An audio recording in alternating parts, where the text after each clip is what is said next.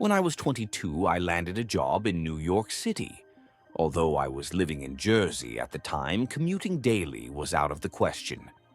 Moving to the city was a necessity, but my budget was tight. When I spotted an ad on Craigslist for a cheap bedroom in an apartment in Hell's Kitchen, I didn't hesitate. The next day, I headed to the city to check out the place. The landlord gave me a brief tour of the apartment. He came across as somewhat socially awkward, but I didn't think much of it. There was a catch, though. I would have a roommate. According to the landlord, my potential roommate was a quiet, reserved guy named Bren, which sounded fine to me. The landlord knocked on Bren's door to see if he wanted to come out and say hello, but there was no response. The landlord guessed that Bren might be napping, so we continued our conversation in the living room. I told the landlord I was interested in renting the room. I filled out an application, and the next day the landlord called to offer me the room. I moved in the following week with my dad helping me unload all my furniture into my small room. Strangely, Bren never came out to say hi despite the noise we made. We could hear him moving around in his room, so he was definitely home. I quickly realized that he probably wasn't going to be friendly. After we finished unloading the van, my dad left, and I was officially on my own. I sat on my bed watching Netflix on my laptop when I heard Bren's door open and close. It seemed like the perfect opportunity to introduce myself, since it was the first time he had come out. I got out of bed, but before I could reach my bedroom door, the front door of the apartment slammed shut. I stepped out into the living room, but it was empty. I couldn't figure out what was going on with this Bren guy, but surely he knew we'd have to meet eventually. I went back to my room, ate a bowl of ramen, and went to sleep. I woke up later when I heard the front door to the apartment close again, followed by footsteps.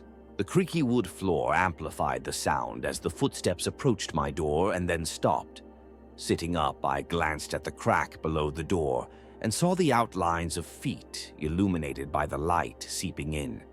Why was he just standing there like a creep? I didn't say anything, I just waited for him to walk away. My door didn't have a lock, and I was quietly terrified he might come into my room. Thankfully, he eventually walked away and I heard him shut his door. I tried to sleep, but all night I heard thumps coming from Bren's room. I couldn't imagine what he was doing. I was tempted to knock on his door and ask him to keep it down, but since I hadn't even met him yet, I decided to deal with it. Eventually, I fell asleep. When I woke up in the morning, Bren seemed to already be out, maybe at work. I wasn't sure. I spent most of the day shopping for groceries and basic apartment necessities. When I got back, I dropped all the bags on the couch in the living room to give myself a break. I cooked dinner and watched some Netflix on the couch, but Bren never came home. Later, I did a quick run to the nearby 7-Eleven to get toothpaste. When I returned, I noticed Bren's door was slightly open and the light was on. I figured this was my chance to finally say hello.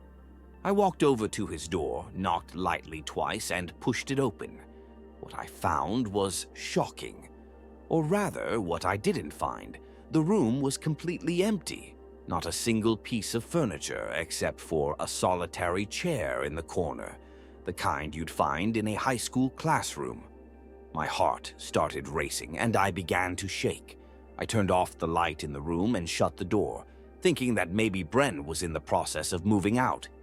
Feeling uneasy, I went to my room, locked the door, and sat on my bed, suddenly getting a terrible headache. I took out my phone and decided to call the landlord to ask what was going on. As I dialed his number and put the phone to my ear, I heard a loud ringing sound coming from my closet. My heart, already racing, felt like it dropped into my stomach. The phone rang twice before going to voicemail. I got out of bed, ready to open the closet, but then I realized that if the phone rang twice, it meant the landlord had his phone and had declined the call. A sick realization hit me. The landlord was likely in my closet, and there had never been a Bren. Panicked, I ran to the bathroom, locked myself in, and called the cops. They arrived quickly and searched the entire apartment. Sure enough, they found the landlord hiding under my bed. I tried pressing charges for trespassing and attempted to get out of the lease, only to discover there was never a lease to begin with. The guy wasn't even a legitimate landlord. He didn't own the apartment. I never found out how he got the keys in the first place. The next day, my dad came to help me move all my stuff back home. Fortunately, I found another apartment the following week, but going through the whole moving process again was a huge hassle. From the start, the so-called landlord gave off bad vibes, but I never could have imagined the events that were about to unfold.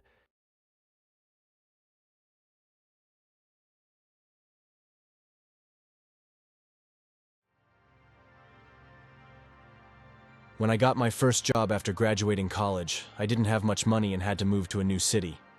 I needed a roommate, and I was pretty desperate. I put out an ad looking for a roommate and basically took the first person who responded. His name was Michael. When we met, he seemed like a pretty normal guy. He was around my age, nice but a bit quiet. And overall, I didn't think living with him would be a problem. Our apartment was on the 4th floor of a 6-story building.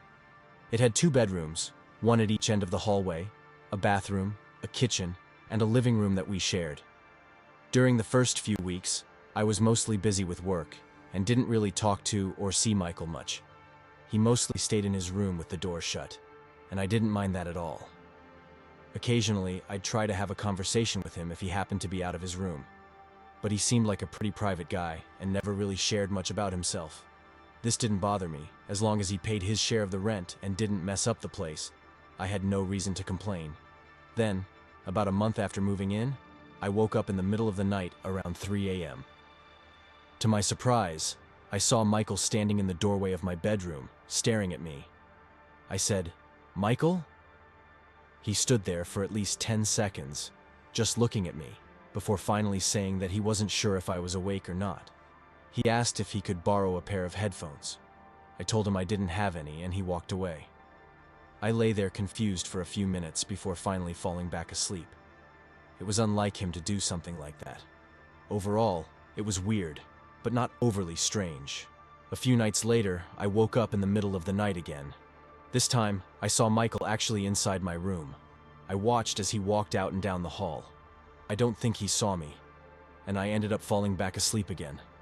Then, about a week later, I was lying in bed, not quite asleep yet, when I saw my door slowly start to open. Michael walked in without knocking or anything. He looked at me, but all the lights were out, and I don't think he could tell if I was awake or not. I questioned him about why he was in my room, and he seemed really startled to see me awake. After a few seconds of hesitation, he walked over to my hamper, which had a bunch of my clean clothes that I had just washed, and said he thought I had taken some of his socks by accident and he couldn't find them. I wasn't buying that excuse, but I told him to go ahead and look in my clothes. He searched for a while, and then just left. The next day, I decided to confront Michael and ask him why he kept going into my bedroom in the middle of the night. When I did, he played dumb and said he had only gone in there one time. I told him I had seen him in there before, but he completely denied it. That made me start to wonder if I had made a bad decision by being so quick with my choice of roommate. I was hopeful that after our talk, Michael would stop entering my room, and for a while, it seemed to work. I didn't wake up or notice any evidence of him being in my room for probably about a month, which was a relief. But then, one night, I woke up again and saw Michael literally standing over me at the end of my bed. I jumped back, startled, and Michael looked equally surprised before immediately running out of my room. This incident was the last straw for me. The next day, I decided to start looking into moving out of that apartment and getting locks for my door in the meantime. However, when I woke up the next morning, Michael was gone. All of his belongings were gone from his room, which I had never really been in before. His door was wide open, and there was nothing inside. The only contact information I had for Michael was a phone number.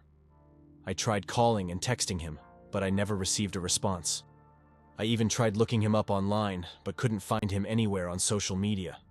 Strangely, he kept paying his rent every month as usual until our lease ended. I never did end up seeing him again.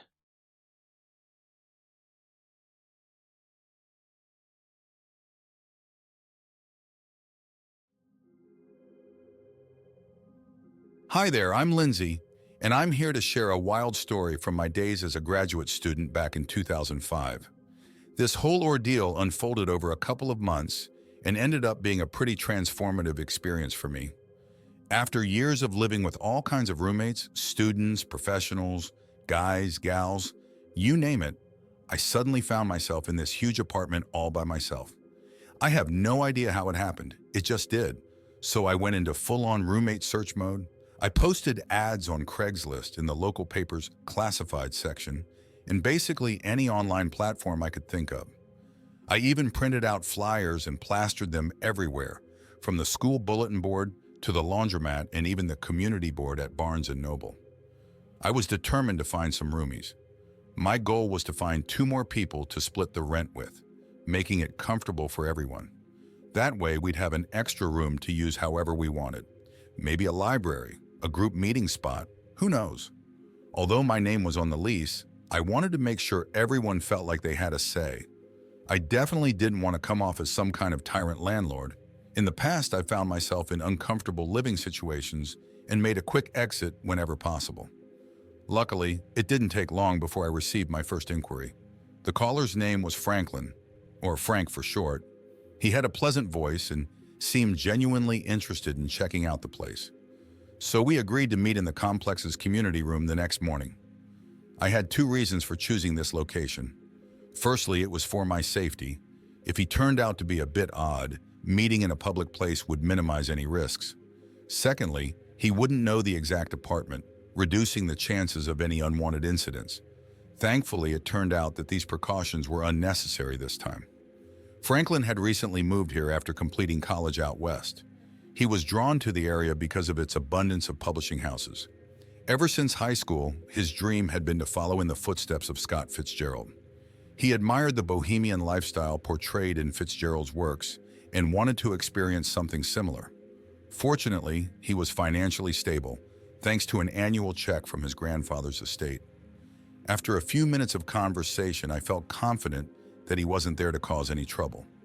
The next step was to show him around the apartment and discuss finances, a part of the process that I always dreaded. But when I told him what his share would be, he didn't even flinch. I reassured him that once we found another roommate, his portion would decrease, but he didn't seem too concerned. In fact, he even offered to cover the rent for 2 if it would make things easier for me. While I appreciated his kindness, I explained that each roommate would only be responsible for their share, and any extra would be my responsibility. He was completely fine with that arrangement. After discussing everything for about half an hour, he confirmed his interest and handed over his deposit and first month's rent. Everything went so smoothly that I was taken aback. We shook hands, made plans for his move-in day, and that was that. I could only hope that finding a second roommate would be just as straightforward. Not everyone is independently wealthy and laid back like him. Of course, I went through the formality of calling his references. They all gave glowing recommendations, making him sound like Mr. Rogers himself. I couldn't have been happier with their feedback. It only further solidified my confidence in my decision. When moving day arrived, he showed up at the door with just 2 duffel bags and a laptop. I asked about the rest of his belongings, but he said that was all he had. I couldn't help but think that he was really embracing the bohemian lifestyle. With no other roommates yet, I told him to pick any of the 3 remaining rooms.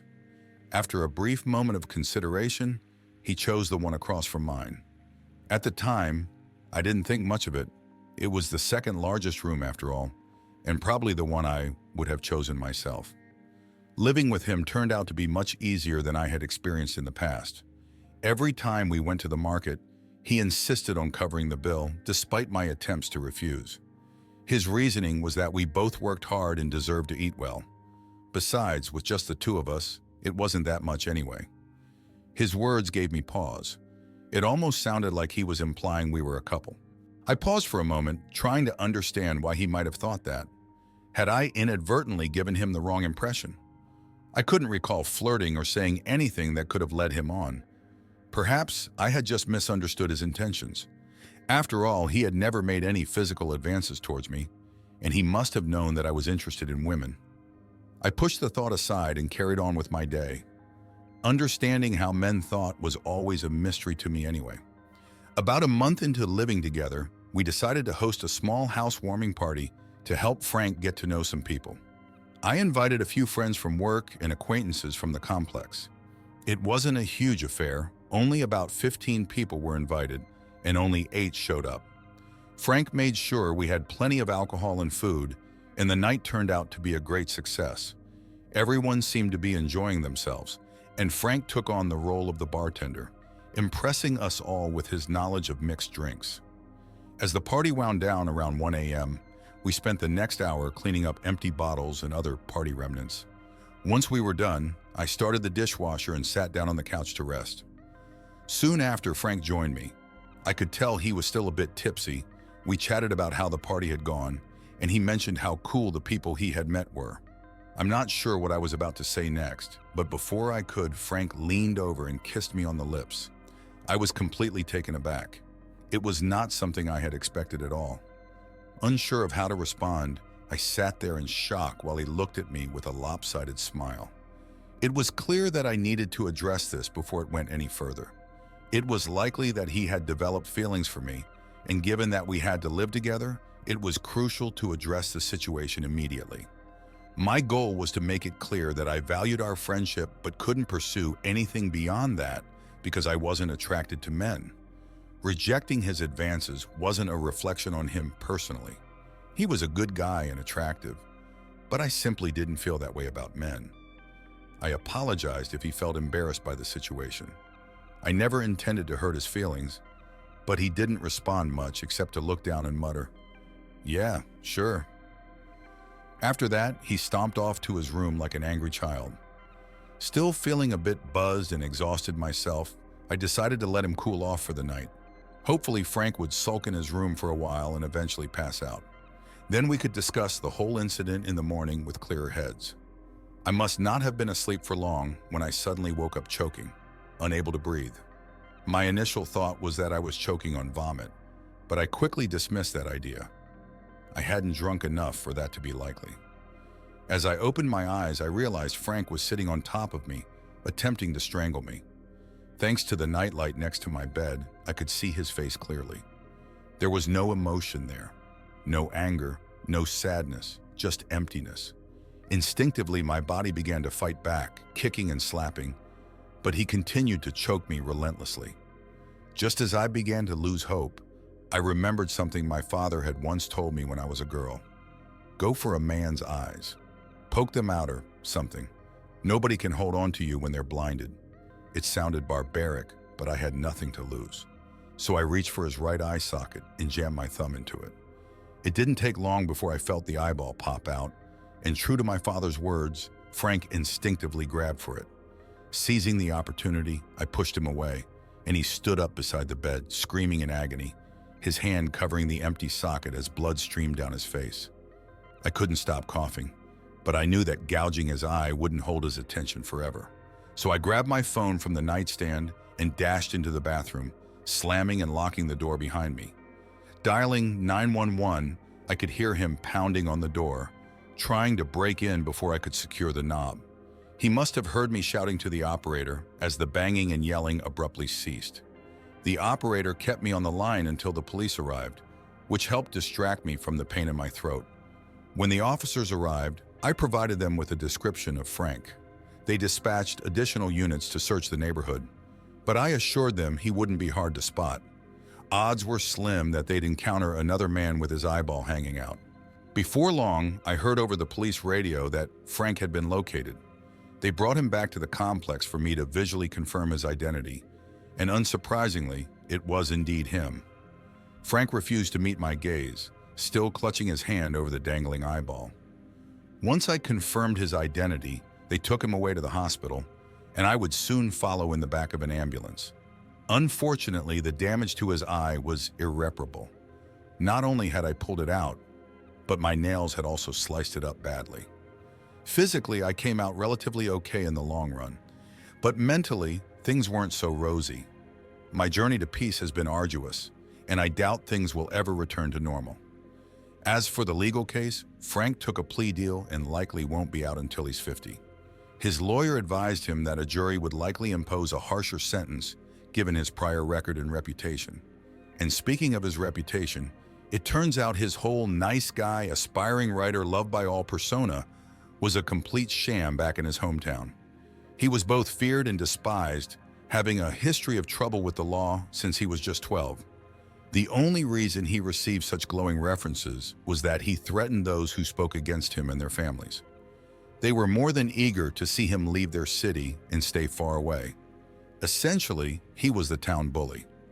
The craziest part of this already insane story was that he received yearly checks from his grandfather's estate.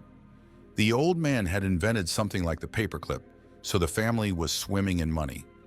The problem was, he grew up with a sense of entitlement, thinking he owned everyone in the small town. As for me, it took nearly being killed to realize I didn't need to live with strangers to find companionship.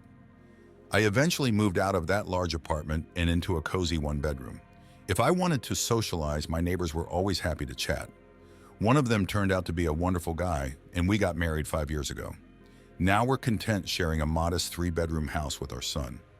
As for the lasting effects of the attack, my voice is a bit raspier than it used to be, and therapy is still a big part of my life. However, I try not to let those things bring me down. It could have all ended that night with Frank's hands wrapped around my throat.